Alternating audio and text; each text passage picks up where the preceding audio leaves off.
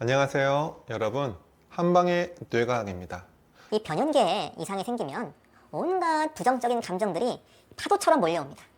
이럴 때는 아무리 이 전전두엽의 이성의 힘이 강력하더라도 그거를 감당하기가 어렵죠. 뇌척수액이 오염되면 변연계에 직접적인 영향을 미칠 수 있어요. 이 변연계는 뇌 중심부에 위치한 뇌 구조인데 뇌척수액의 흐름과 변연계의 위치가 많이 가깝기 때문에 이 영향을 특히나 많이 받습니다.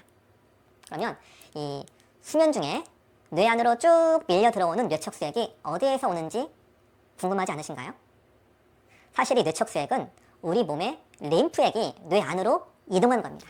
만약에 림프액이 탁해진다면 뇌척수액은 어떻게 될까요? 그리고 오염된 뇌척수액으로 뇌를 제대로 청소할 수 있을까요? 어렵겠죠. 이 림프액이 뇌척수액의 근원이기 때문에 무엇보다 림프액을 깨끗하게 유지하는 것이 중요합니다. 림프액을 깨끗하게 하는 방법은 뇌척수 순환을 깨끗하게 하는 것과 동일합니다. 바로 소화, 운동, 수면이죠. 이 세 가지 요소가 이 림프와 뇌척수의 건강에 아주 중요한 역할을 합니다.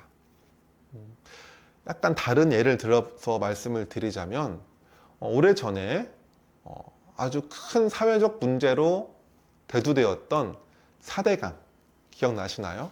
녹조 라떼, 큰빛 이끼벌레 기억하시나요? 그때 이 댐을 쌓아서 물의 흐름이 느려지고 강물이 오염된다는 이야기가 나왔었죠. 그런데 이 문제는 사실 단순히 댐만의 문제가 아닙니다. 첫째, 강물에 흘러드는 오염물질. 둘째, 강물의 양이 부족해도 문제가 됩니다. 그리고 셋째, 그 댐의 원인으로 물의 흐름이 느려지는 것. 이 세 가지가 복합적으로 작용해서 이 강물이 오염된 것이죠. 우리 몸에도 똑같이 적용됩니다. 이 소화의 문제는 강물의 오염, 그리고 잠의 문제는 강물의 양과 연관이 되고, 운동은 강물의 흐름이죠. 먼저 소화와 림프의 관계를 한번 말씀을 드릴게요. 똑같은 음식을 먹어도 소화를 잘 시키면 우리 몸을 이루는 소중한 영양소가 되지만, 소화를 시키지 못하면 노폐물이 됩니다. 이 소화가 안 되면 림프액이 탁해지고 림프 순환이 막히는 거예요. 이 소화는 너무 이야기가 방대. 다음에 따로 한번 정리를 할 거예요. 이 소화시키는 것과 이 정신 건강의 문제. 하지만 기본적으로 췌장이나 장내 미생물, 소화 효소, 그리고 장 누수 증후군, 이런 것들이 아주 중요한 포인트입니다. 제가 예전에 올린 영상에서 이 췌장과 장내 미생물을 한번 다루었으니까 여기서 참고하시면 좋겠습니다. 그리고 수면과 림프의 관계도 있죠. 우리가 잠을 잘 때 우리 몸에 필요한 물질이 만들어진다는 사실을 알고 있나요?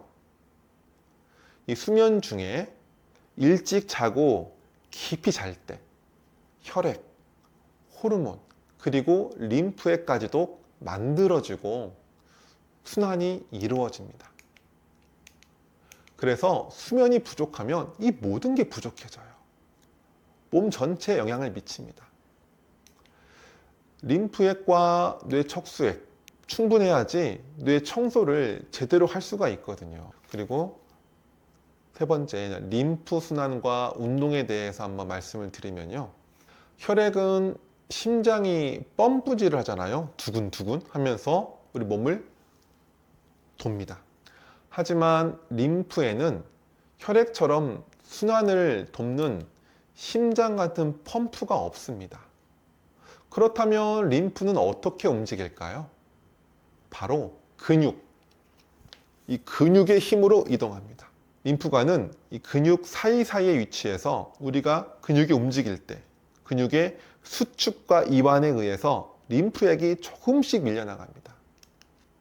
이 때문에 림프는 되게 느린 편이에요. 혈액순환보다 훨씬 느립니다. 한 1분에 1에서 2mm? 정말 기어가는 속도죠. 하루에 림프액이 이동하는 거리는 약 3m라고 합니다. 림프가 이렇게 천천히 이동하기 때문에 이 림프 순환을 시키려면 우리가 직접 움직여야 돼요.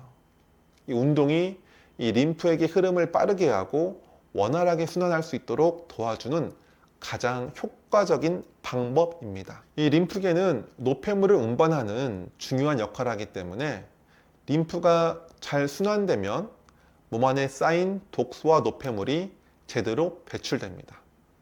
여기서 한 가지 더 흥미로운 사실이 있어요. 땀 성분이 다르다는 것입니다.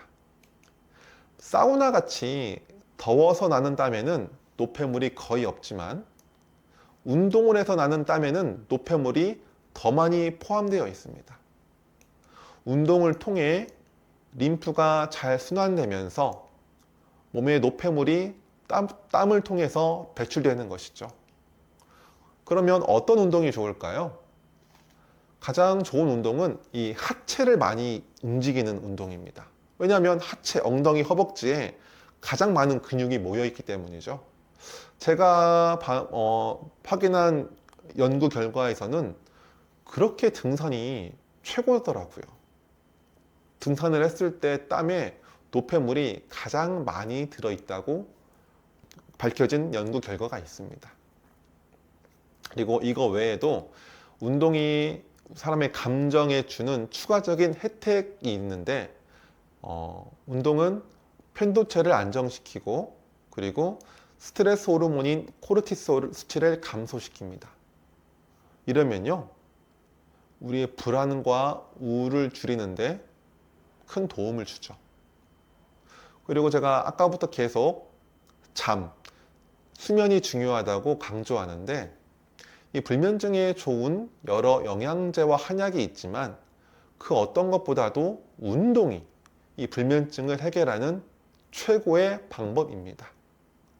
운동은 최고의 수면제라고도 할 수 있습니다. 가끔 우리 마음이 유리처럼 깨지듯 산산이 부서져 버릴 때가 있죠. 그럴 때 우리는 그 조각들을 청소해야 하는데 그게 참 쉽지 않습니다. 유리 조각을 하나하나 핀셋으로 집어내려면 너무나 많은 시간과 노력이 필요해요. 끝이 없습니다. 그래서 우선 빗자루로 큰 조각들을 먼저 정리하는 것이 필요합니다. 그런 다음 남은 미세한 조각들을 청소하는 거예요. 마음의 문제를 해결하는 것도 이와 비슷합니다. 수면, 운동, 소화 같은 내 몸의 큰 문제들을 먼저 해결하면 그 과정에서 이 심리적인 문제들도 함께 정리될 수 있습니다. 그 시계 뒤를 이렇게 뜯어보면 여러 톱니바퀴가 서로 맞물려 있죠. 여기에서 큰 톱니바퀴 하나가 굴러가기 시작하면은 그에 맞춰서 작은 톱니바퀴들도 따라서 굴러갑니다. 그러면서 많은 것들이 자연스럽게 해결되죠. 만약 생물학적인 문제를 해결하고도 심리적인 문제가 남아있다면 그때는 심리치료를 받는 것이 좋습니다. 하지만 처음부터 모든 감정의 문제를 심리치료나 정신과 약물로 해결하려고 하면 그 과정이 어려울 수 있습니다. 그래서 먼저 내 몸을 건강하게 만들어야 합니다. 그리고 내부적인 문제가 해결되면 생물학적인 문제, 그 다음에 심리적인 문제가 해결되면 자연스럽게 환경적인 문제도 뚫고 나갈 힘이 생깁니다. 그저 환경이 힘들다고 아무것도 하지 않으면 아무 일도 일어나지 않아요. 우리에게 주어진 것들 중에서 할 수 있는 것부터 차근차근 해나가면서 힘을 내보세요. 작은 변화가 큰 변화를 불러올 것입니다. 오늘은 여기까지입니다. 한방의 뇌과학 구독과 좋아요 부탁드립니다. 감사합니다.